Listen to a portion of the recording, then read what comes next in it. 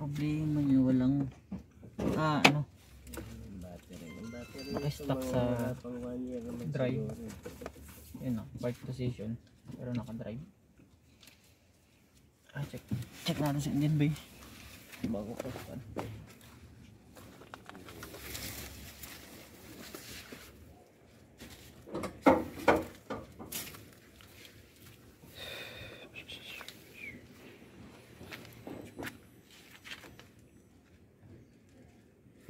Sa loob. Tulad nga sa accent. Tulad sa accent. Nangyari kasi, na-start ko siya.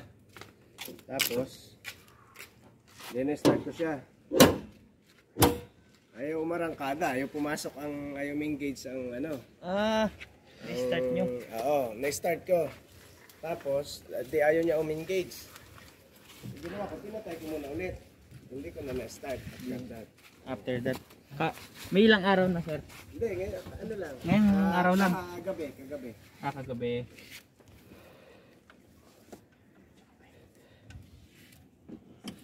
Scan.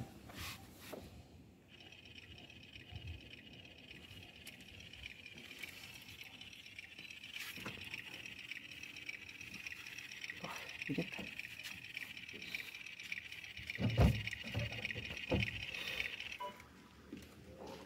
Kailangan CR. Sir, yung wag na pala. Nandito. Ako na pala, bibigkas sa'yo. Bigkas mo sa akin. KNA. KNA. BX5. BX5. 12B. 2B. 2B. Tapos ET6. ET6.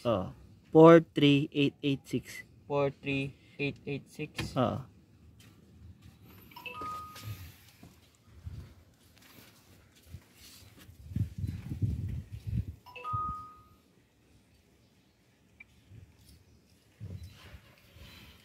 Init, grabe.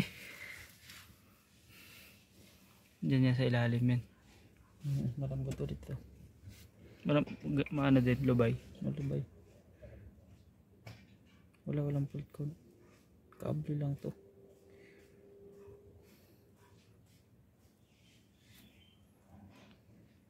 Okay na pre. Kunin ko na yung model. Okay. Yan, binabaklas na nating driver mechanic ang shifting linkage. Tatanggalin natin to, check natin kung okay yung linkage nya. Then meron pa ata dito pre. Okay guys, nakikita na natin yung problema. The same with the accent. Yan yung lock nya, wala na siya ano talaga. Kaya ang gagawin natin, lalagyan natin siya ng panibagong lock.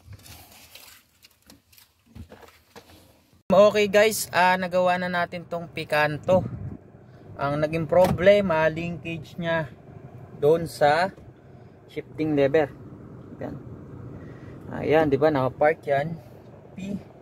Park. Yan. Then, reverse natin. Naka-reverse.